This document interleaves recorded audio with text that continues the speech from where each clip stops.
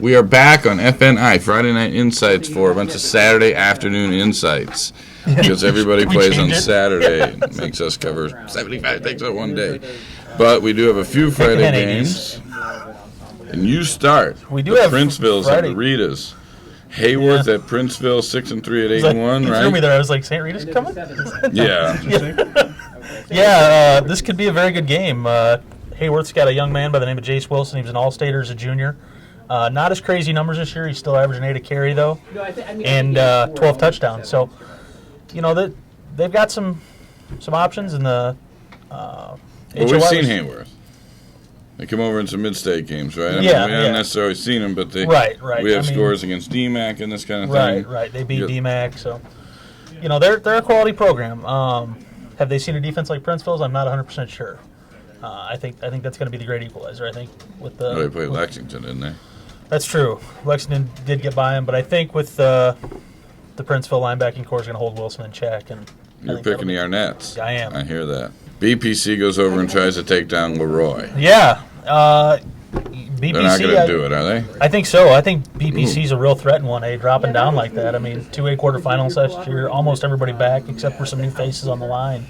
And Trey Yoakum's just been running people over. I mean, even against Illini West, he had 160 yards and 2 scores. So I think BPC is going to make a nice run in 1A, and I think this is where it starts. Friday, LP goes to Sterling in one of these fairly rare occasions where the same two teams play the same site as a week ago. LP didn't do so well in the attempt to win the conference, losing 27-7. But I still think of this as like a 4-point line either way if you were setting a line, which we don't do on this level. Is Sterling 20 better than LP? I don't know. It's really hard to say. I mean, Sterling seemed to be one of those teams that got better as the season went on. Absolutely. And LP, sort of similar to that, because they lost a game to Morris early in the season. They probably would have won had they played last week or the week before. And so, I mean, they're both well-coached teams, for one thing. So, I don't want to do that whole thing, well, if Coach Sassano LP has tape of this game, now he's going to be able to out-prepare Greg King, because Greg King's a hell of a coach, too. So, I think it's going to be a closer game. I still think Sterling's going to win it. Springfield at Richwoods. I saw Springfield play last week, and they were really beat up. Quarterback Tyrell Bolden. They got another kid, Alex Kramer, who also played the quarterback. They kind of swapped off and on, and they really couldn't get anything going against Washington. I really think the question is running clock versus not. No. You won't get that obnoxious? I don't think so. Okay. Is Davis going to play? Is he Davis should play. Yeah, he played. He was okay. he was coming out last week just because they knew they needed him a little more this week to beat Mendota. Richwoods. It also depends on the weather. If the weather's nice and the field's dry, it could be a running clock. But I mean, I'm looking at a 28-7, 35-7 type of game. East Peoria goes down to Cahokia after displaying a true speed problem on defense in week 1 of the year. This just seems like a nightmare matchup. I know this isn't week 1 of the year, but Cahokia, a guy like me knows from the state track meet all the time because they just bring speed as a school relentlessly. And that's one thing the fans at East Peoria are going to notice when they go down there is the field really isn't that good of a shape. Stadium isn't really that great, but there's an 8-lane track that is top-notch. And they have the players in pads who also run on that, who are also top-notch. Jimmy Hunt and Patrick Ivey. East Peoria's best and only chance is to hold on to the ball, basically. 8-9-minute drives, forced turnovers. That's it. I mean, because Cahokia will score when they get the ball. It's just pretty much the bottom line. They're going to score 21, 28 points. So now can East Peoria match them? Wow. Once upon a time, a freshman Bill Liesse watched Rich East at Howard Fellows Stadium, and Joe Marini's Cavaliers were borrowing uniforms to try to put 2 backs on the line because it was 70-6 or something like that. That was 1979, and you seem to be telling me this Rich East might have Washington trading some uniforms and trying to keep a score down. Is it that bad? I don't think it's that bad, just because Barry Reed is their coach. He's the son of Bob Reed, former Augustana, Geneseo guy, runs the wing tee in a conference that really doesn't run the wing tee. So they don't turn the ball over, they don't make a lot of mistakes, so they'll probably hold the ball long enough that it's not going to get gross. That being said, they're not going to be able to move the ball in Washington. Washington's defense is just incredible. It gets better. I've seen them week 2, 5, and 9, and every week they get better and better and better. I mean, this defense is incredible. And We have Washington advancing, and they will get that LP Sterling winner. yeah, The Bloomington Central Catholics come over to Metamora, as we said on Saturday. Debatable game, is it not? I mean, that's It a is. frightening Week 9 score out of Metamora. What's with giving up 42 to Pontiac? they changed their offense a little bit the last couple of weeks. Pontiac did so, and Chase Alford just played with some emotion that I don't know if people thought he had, but it is a frightening score. You're right, because BCC beat Pontiac 41-10, I believe, in Week 4. Are the Redbirds moving through into their cupcake bracket that follows? Oh, I think so, and that's the thing. They win this game, which is going to be, it's going to come down to extra points again, just like the Pontiac game did, I think.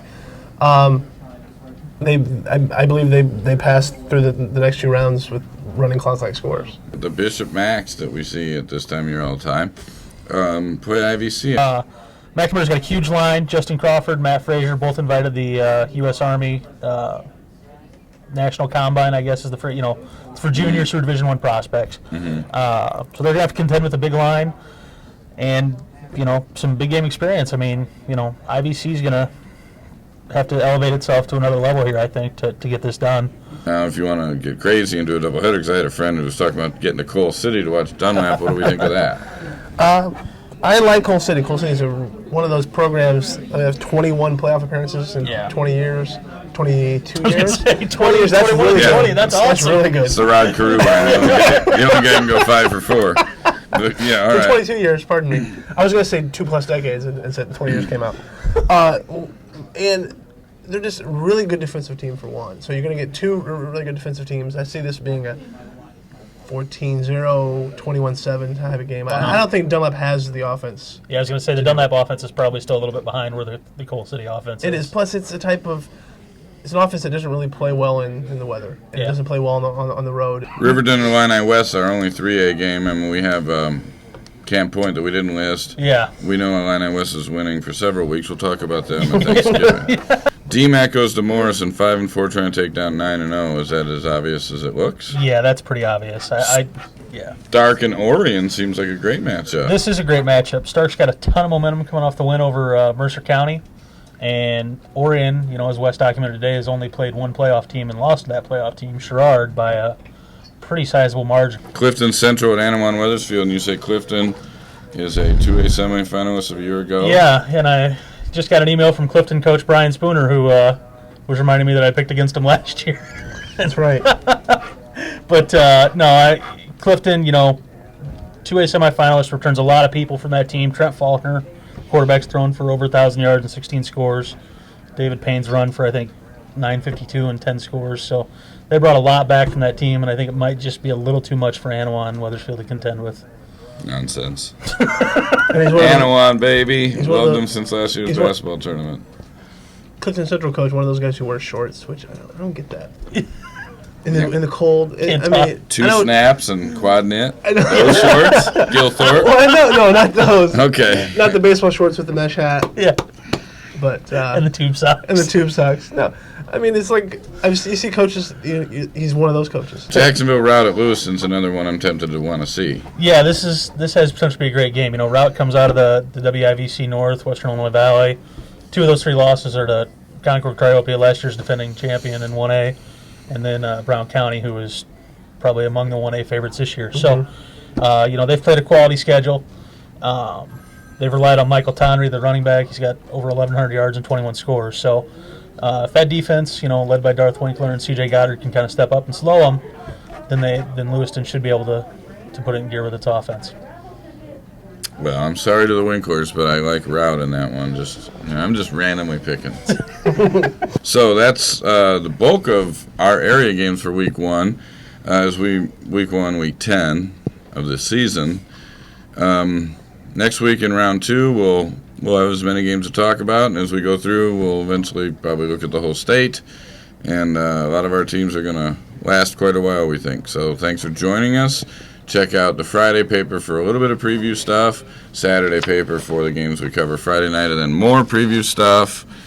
PJStar.com will keep you entertained with the snap and all types of stuff and the scoreboards that we call the source. You know all that. We thank you for joining us. We'll see you next week. Ciao.